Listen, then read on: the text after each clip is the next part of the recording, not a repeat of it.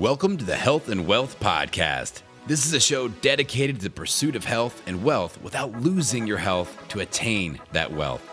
With this podcast, we're going to share stories and best practices of successful business owners who either sell health or have health as part of their business plan. You're going to get great marketing and strategic advice from proven, successful experts.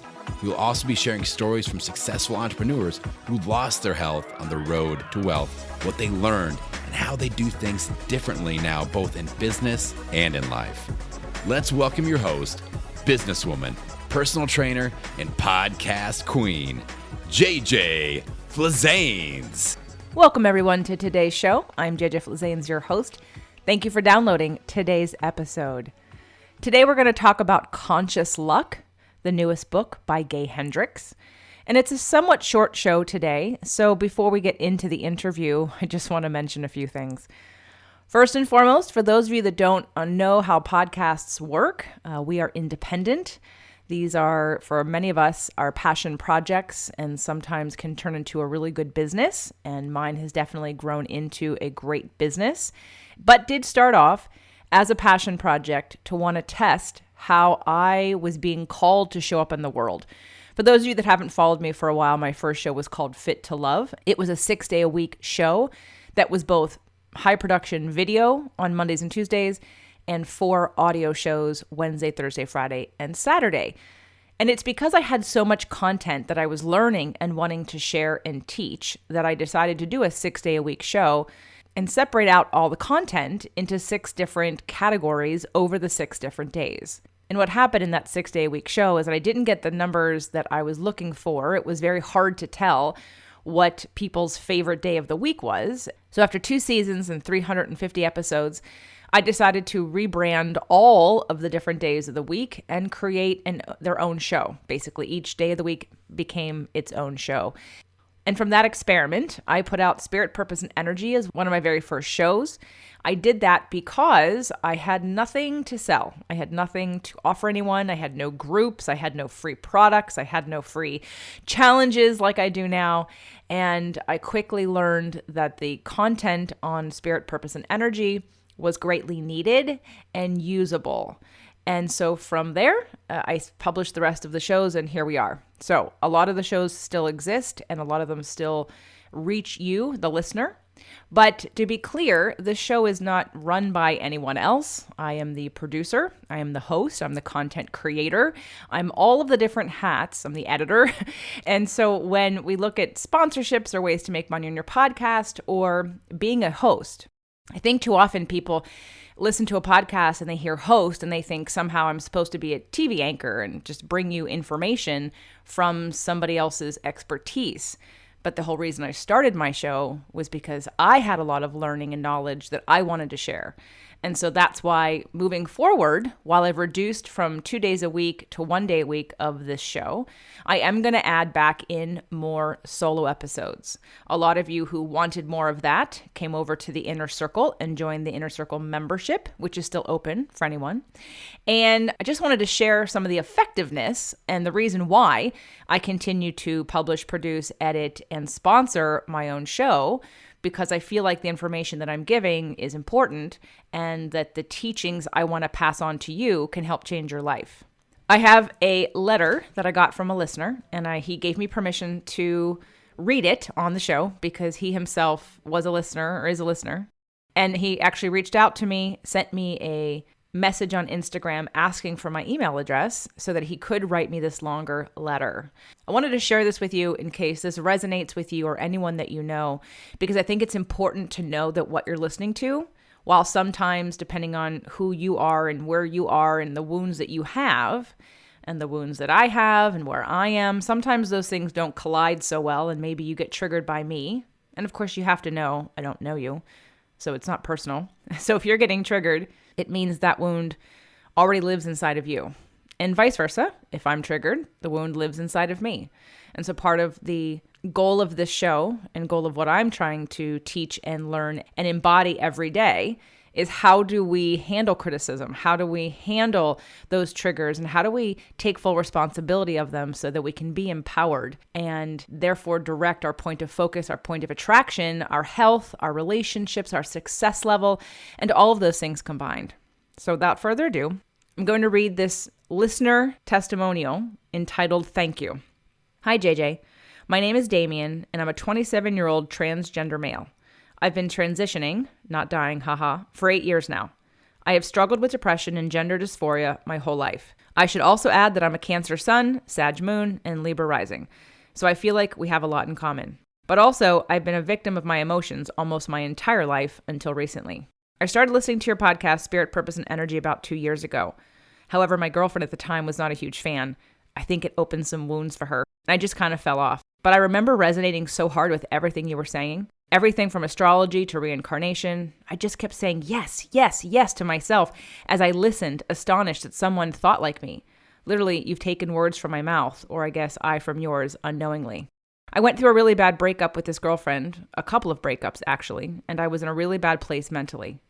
I started listening to your podcast again, and it brought me back to life. I've put many of your tools and strategies into practice, including affirmations, journaling, writing down appreciations every day, megadosing vitamin C, probiotics. I bought a grounding mat, bee pollen, etc., and I feel fantastic. I'm actually in the process of weaning myself off of antidepressants because I truly believe that I got on them due to situational depression, and if I just take care of myself properly, I will not need them. I actually recently got my sister listening to it too, and the day she reached out to me was the exact day that you released How to Feel Better Right Now. And I kid you not, the text read, how do you get yourself out of that toxic mindset where I just hate myself? Talk about divine timing. So I got her to listen to that episode, and now she's hooked. We even call each other every day to do our rampage of appreciation. I also intentionally manifested a huge life goal for the first time ever recently. What started as just a fleeting thought in October 2019 became a reality as I moved from Massachusetts to San Diego in January of this year. Everything went so smoothly, I'm still blown away by it, and my life has never been better. I just booked a trip to Cancun, including an excursion to swim with whales and sharks yesterday. And today, for the first time, I heard your episode on reclaiming joy with that woman Anne in Panama who swims with whales. All these synchronicities are so validating and let me know I'm on the right path. So I just want to say thank you for all that you do and helping to guide me on the path of empowerment. Thank you for teaching law of attraction among many other valuable things and bringing on guests who have other tools and strategies that are helpful. I find myself embracing as many of them as I can. I wanted to let you and Doug know that I would love a men's retreat. I'm not sure if you have had one yet, but I think it would be so great. Navigating the world of masculinity is especially interesting and challenging as a transgender man. It would be nice to meet like-minded men. I also was walking recently and it hit me like a ton of bricks. I want to be a healer, a spiritual and emotional healer. I know I'm capable if I just learn how. Not as a career, just something to do in my spare time. I actually really enjoy my full-time career working in research, but any help down this path of learning to heal would be so appreciated. Again, thank you so much for all that you do. Please feel free to use this as a testimonial on your show or site, and I would love to hear back. I hope you're well and talk to you soon. Best regards, Damien. Thanks, Damien, for that. And Damien is now part of our inner circle. He joined the Strengthening Intuition class, and we are off to the races. So I appreciate all of you that listen. Please know that this is a passion project for me. This is literally an extension of what I do. There are no sponsors that pay for the show. It's me. So I'm doing this because it's my gift and calling to want to affect your life. I do this because it's a way to give back. It's a way to keep the conversation going. It's a way to reach out and help those who are interested. And I truly appreciate all of you that listen, write positive reviews, reach out and hire me, want to be a part of our groups, and keep this law of attraction energy, positive thinking, and embodying empowerment going, because the world needs this now more than ever. So today's show is with Gay Hendricks, and there is a video on jjflizanes.tv if you'd like to come over and watch the video. Gay Hendricks has been a leader in the field of relationship transformation and body-mind transformation for more than 45 years. After earning his Ph.D. from Stanford in 1974, Gay served as professor of counseling psychology at the University of Colorado for 21 years. He has written more than 40 books, including bestsellers such as 5 Wishes, The Big Leap, Conscious Loving, and Conscious Loving Ever After. The last 2 co-authored with his co-author and mate for more than 35 years, Dr. Katie Hendricks. Gay has appeared on more than 500 radio and television shows, including Oprah, CNN, CNBC, 48 Hours, and others.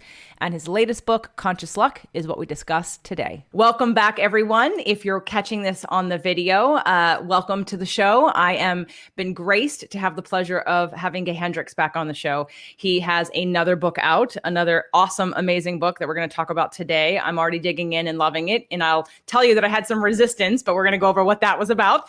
If you're listening on the podcast, also know that we have a video. So come on over to jjflizanes.tv and check out the video if you want to see some of the things that we're talking about. I may show the book or refer to other things, that when you use your hands and you can't really see them, don't translate quite the same on audio.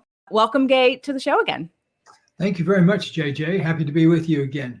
Well, The Big Leap was a life changer for me and a lot of people. And I'm continuing to, have people reach out and tell me how much it's changed their lives. They buy it, they read it in one day. And so, of course, and I know I'm a little behind the times. You published it a long time ago and I read it once and it was like, I wasn't ready for it. And the second time it was like, blew me away. And now, now you have this next book. So it's almost like the momentum is perfect for me and my community because they want more of you and they want more of what you have because they loved so much what they got from The Big Leap. So we have the newest, latest, greatest book, Conscious Luck, 8 Secrets to Intentionally Change Your Fortune. Let's talk about why this book and when, because I know it's sat on the shelf. I know the whole story about how long it took, like why this book? Okay. Well, for one thing, The Big Leap really opens up 2 big areas of territory for most people when they read it. First, they're interested in what I call the upper limit problem, which is a way to understand the things that limit us, that you keep bumping into the same patterns every time that limit your growth. And so in The Big Leap, I showed people how to kind of get underneath the upper limit problem and deal with the 4 or 5 basic fears that drive the upper limit problem. The second thing The Big Leap was about is what I then called the zone of genius. Now I call it the genius spiral. It's more open-ended. But what it was all about was finding that part of yourself inside that's your own personal area of genius. And once you do that, to open up and expand that more and more and more and more. In other words, instead of having to solve a problem or get rid of a problem, what you're doing is growing more genius every day. And that, I think, is a better way to think of your life rather than continually solving problems or helping to try to dismantle old limiting programs. In The Big Leap, I showed how to dismantle those old programs and how to move beyond the upper limit area into this new zone. I then called the zone of genius. I now call it the spiral because I saw hawks riding a spiral of wind currents one day and it stuck in my mind. And so I want to show people how to ride now on the currents of conscious luck, because once you've opened up The Big Leap and done some work on your genius, the next natural thing is to find out how to organically attract the good things of life. And so conscious luck is all about how to create a space inside that organically attracts good fortune to yourself. I'm really glad you said the word attracts because my issue at first with luck, like there are times where, especially in my relationship or in business, that we'll stop and someone will say, or I'll say, I'll catch myself wanting to say that, God, we're so lucky. And I'll stop and say, stop. No, I'm not. This isn't luck, because most people think luck is random. And you address that in the book, which I appreciate, because that was my resistance to like the idea of lucky, like that it is random, and it's not random. What you're saying is it's not random, and we can absolutely change it by attracting. And I love how you set up the 8 secrets, because we went over the second one today, and I think it actually helped a breakthrough when we were on our walk on the beach. So let's talk about the whole idea of luck and my response to it, which I think for some people, not everybody, maybe those that do law of attraction, maybe we have a resistance to the word luck because we don't believe it's random. We believe it's attraction. And yes. Right. So let's talk to that. Yeah. Well, I think that's a common perception many people have about luck, that it's random, like a lightning strike. And one thing we talk about in the book is that luck is more like a wind that's blowing all the time. And our job is to open up our sails so we catch the wind and go with it effortlessly rather than having to, work so hard at life. And the more I open up to that quality of what I call conscious luck in myself, that part of me that's just free and flowing and creative, that's not limited by my old patterns, the more I open up to that, the more good luck seems to happen to me. And just little things, or, like, I'm not talking about just finding parking places and stuff like that. That's good too. But like yesterday, for example, I was planning, we're having a big Q&A session tonight on the internet that hundreds of people are signed up for. And we're doing a special thing where we're doing questions and answers about conscious luck for an hour. And I thought, what, it'd be really great to have somebody to handle the questions off, and feed them to us so that we could go to him or her and her face would pop up on the screen and then she'd read the question, because there are a lot of people that like to type in their questions. They don't necessarily want to get on camera and ask it themselves. And so a friend of mine popped up yesterday, sent me an email and said, she's a big time business consultant and everything. And she said, hey, I loved Conscious Luck. I'd love to just help support it in any way. I said, well, hey, how about coming on and handling the Q&A? And she said, I'd love to. And so, it's just things like that when things just kind of drop in your lap, almost before you have the thought that you need something appears. Like the story I told, I think it was in The Big Leap, where I talked about right after I'd opened up to letting myself be kind of supported organically by life, not trying to push it so much, but just kind of let things come to me. I was walking toward my office, the building that housed my office in the inner part of it. And I had this huge box of books, and it was a Sunday. And as I was walking toward the door, I realized, oh no, the whole building is going to be locked. And I didn't bring my key to the outside building. And just then, as I was approaching the door, somebody came out from the inside and opened the door for me. And I said, thank you, and walked right through. So otherwise, if I'd been there 2 minutes before or 2 minutes later, it wouldn't have happened. But there I was in the right place at the right time. And in the book also, we have a whole chapter called The Art of Being in the Right Place at the Right Time, because that's what a lot of conscious luck is. In a way, it's getting out of your own way so that you just take advantage of the organic luck that's already yours.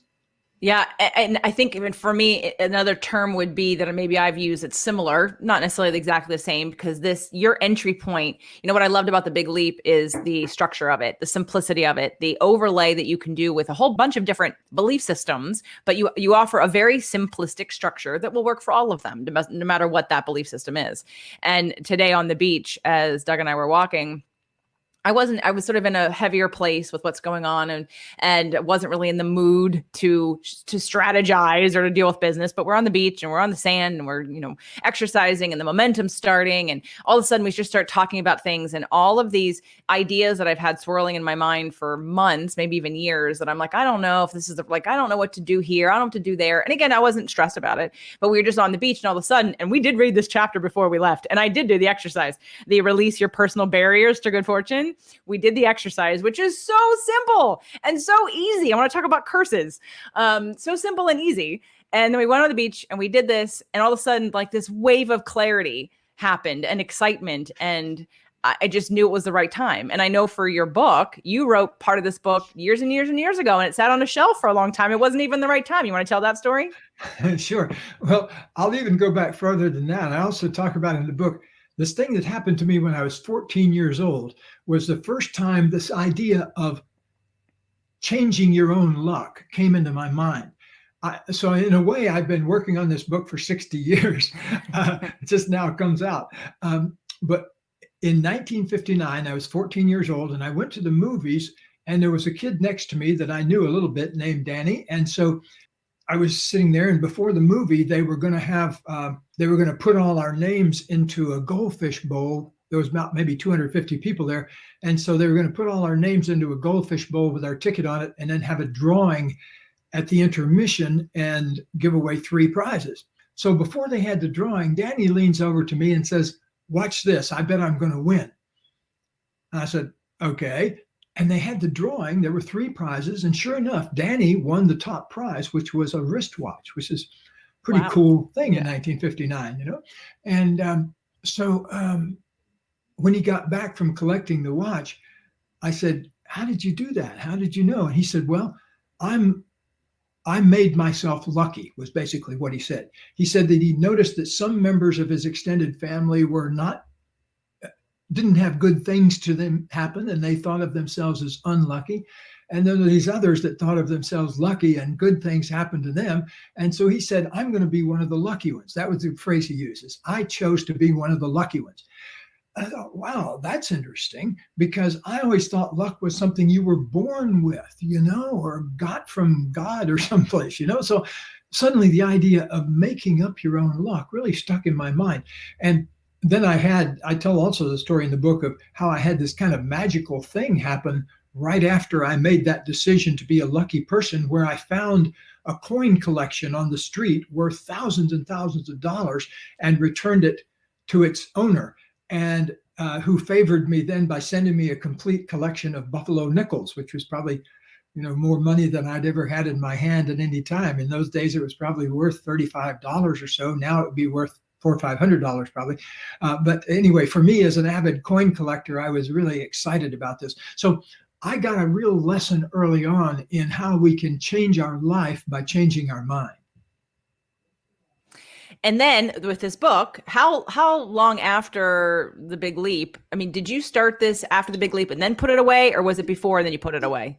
Yeah, I kind of, after I published The Big Leap and that came out, I realized, okay, well, this is the next step to actually get underneath all of your programming and actually change your attractor factor, your attraction to good things, and to develop an attractor for love and an attractor for abundance and an attractor for creativity that's an open space instead of having any of your programming on top of it. And so I began to turn that over in my mind. And then I realized what I'm talking about is really conscious luck.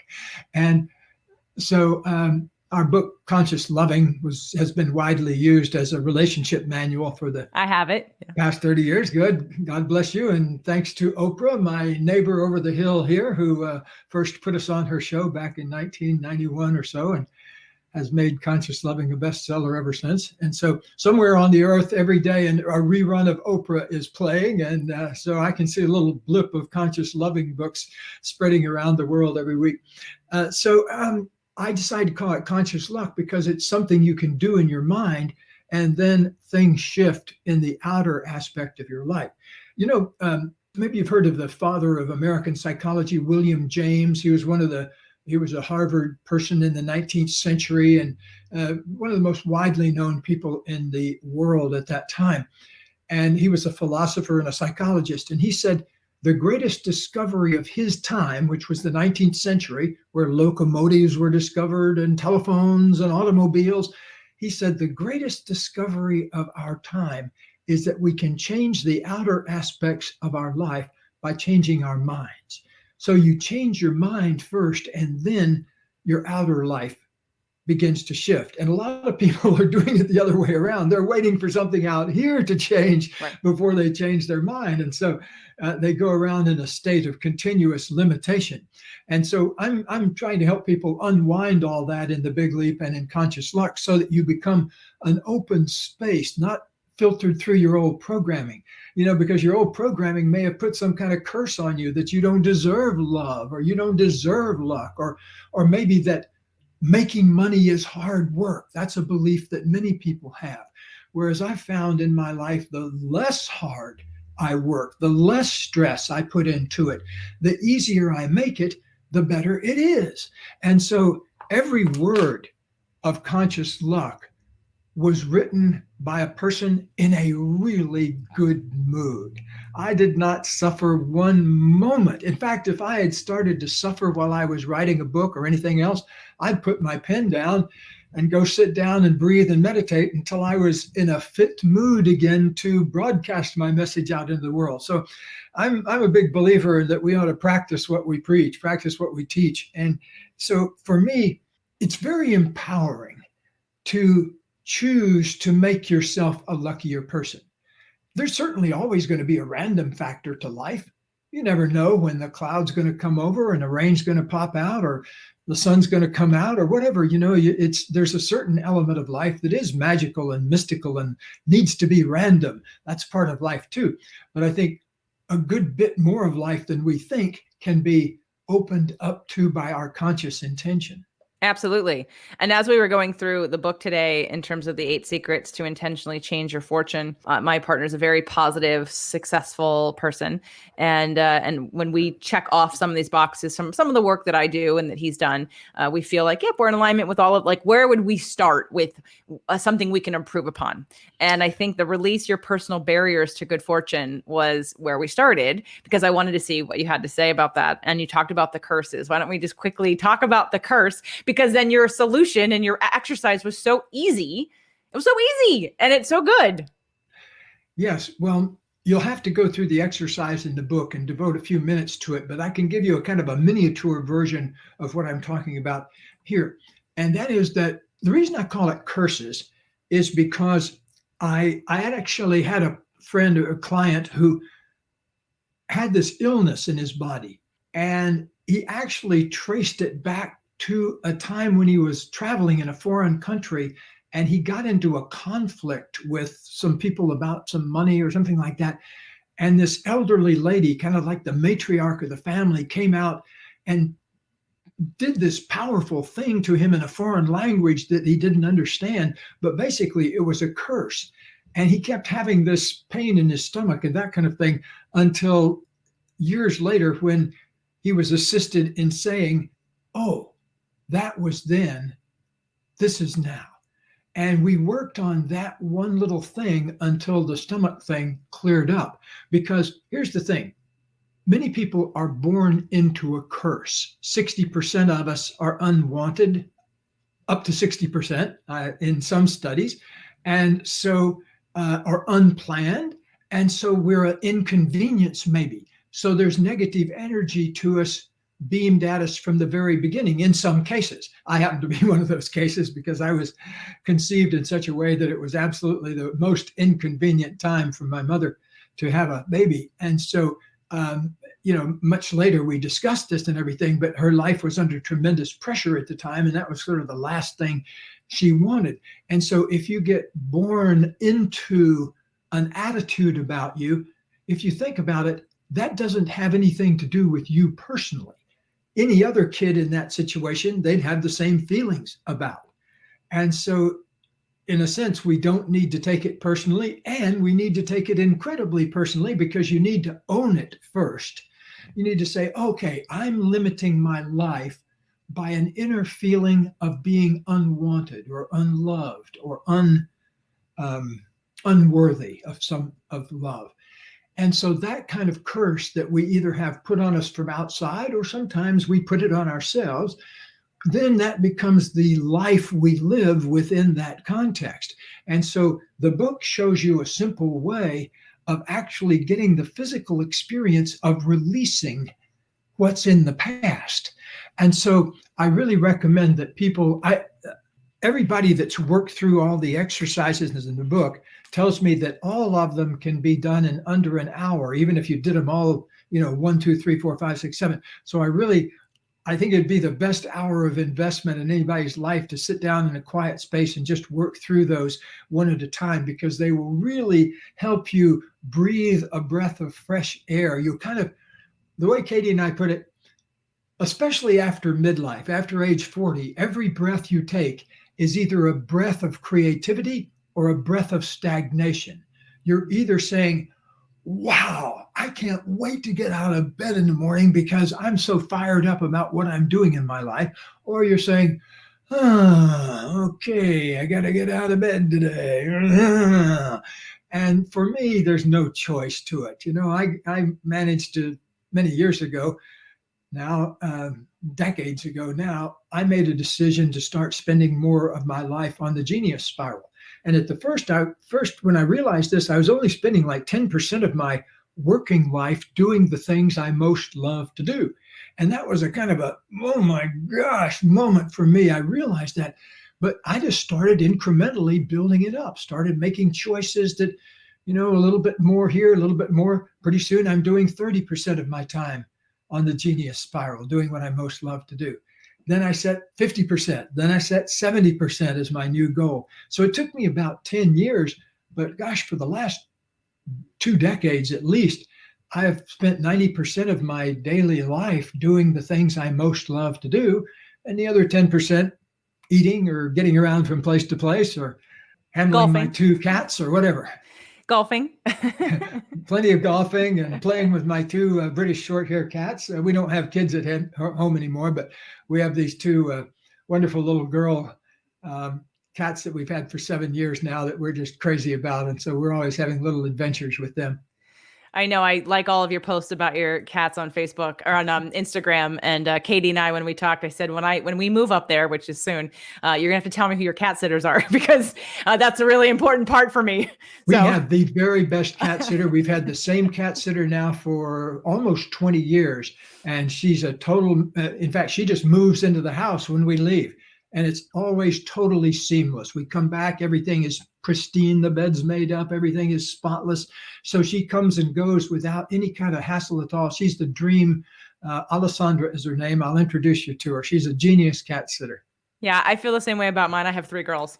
So conscious luck, we didn't finish the story. I want people to hear the timing of this because I think the timing of that you wrote it after the big leap, but you didn't finish it. You put it down. So okay, yeah. So I wrote the first 4 chapters of it. You'll see that the book, the way it's laid out, is the first 4 chapters have basically all the kind of foundational shifts that you need to make in here, and then the last 4 chapters are about how to put it into action and exercises and things like that. And so I happen to live in the same town as a genius writer of such things, Carol Klein.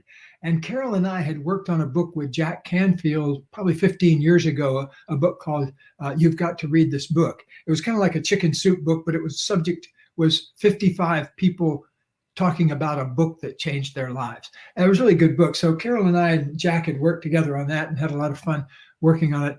And so I bumped into Carol frequently at the farmer's market when we'd be down there on Sundays. And so she would always say, "What are you doing with Conscious Luck?" And because she wanted to read it. And I'd say, "Oh, I'm writing a mystery novel right now. I haven't got back to it. I want to finish it." So anyway, to make a long story short, one day she said, "Hey, I'd love to look at it and maybe finish it." And so Carol is very involved. Well, she was involved with all of it, but she's really involved with those last 4 chapters because they're really the action chapters. And she's so good at writing instructions and processes and things like that. So I think you'll really love the combination. Well, how long though did it sit? So you wrote it and then you stopped. So how long was this pause until Carol? I probably let it sit for about 3 or 4 years. Oh, okay. Okay. Yeah. And I have this file on my computer, by the way. I recommend every creative person do something like this. My file is called Books and Creative Projects I'm Probably Not Going to Get Around to. Mine would be huge. Mine is huge. Like I think I've got 14 different books or something like that in various stages of completion. So, it may be one of these things after I pass on to that great library in the sky, somebody will come along and finish those other books for me. That's a great thought. Maybe you can start lining up who would do that for you and who you would like to have be the voice of that. I'm pretty sure I'd have a good sized line. Yes, you would. I had Dr. Christian Northrup on last week, and she's coming on again next week. She's a dear friend of mine, by the way. Yeah, and I said to her, and I was like, "I'm on the team." I'm like, I'm you without the medical degree in it. Like on the evolution scale, like literally, there's no other person that I have as much in common with in terms of our belief systems. Every single thing that comes out of her mouth, I'm in alignment with on a parallel track. Until now, we're on anyway. So I'm like, it was 10 years I've been after her, and when I got her on, I was like 10 years. So I'm sure there are people in alignment with you that you'd be like, "Oh, I'd like you to, I want to pass the torch to you."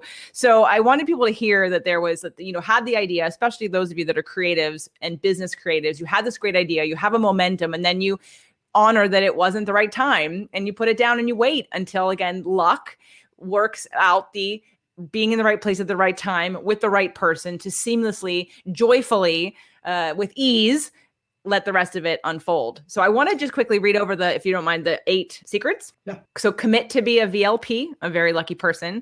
Release your personal barriers to good fortune, which was a great chapter and a very simple exercise that I find very powerful. 3, transform shame into a magnet for abundance, which of course, if someone has a lot of shame, think about all the abundance you can have if you just transform that. That was my experience. Yeah. Have luck-worthy goals, take bold action consistently, find your lucky tribe, learn to be at the right place at the right time, and practice radical gratitude and appreciation. Any other things you want to mention about any one of those chapters or an exercise or just a point that you think is new and different that hasn't been really spoken to before? Well, I want to say a word about the last chapter, radical gratitude, because gratitude is the launching place for a lot of your genius and a lot of your the new things that need to come into your life that change your life.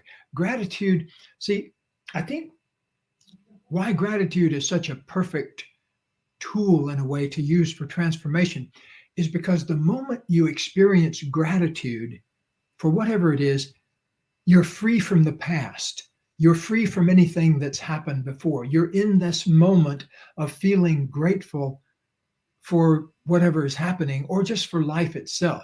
To take one thing to feel grateful for right now, JJ, there are between 8 and 9 million different species on this planet, things like us, but that come in a different form. Some of them have 6 legs, some of them have 4 legs, like 2 legs and 2 arms. Some of them have, they're different wings and that kind of thing, but all of them are different species. What an amazing piece of luck to show up in the one that can have a conversation about conscious luck. So if you can't think of anything else to feel grateful for, just take a moment and feel grateful for that. And then go on and create the rest of your life. Here's the mantra I like to teach people is, I'm willing to be luckier today than I've ever been before in my life. I'm willing be luckier today than I've ever been in my life. To be luckier today than I ever have been in my life.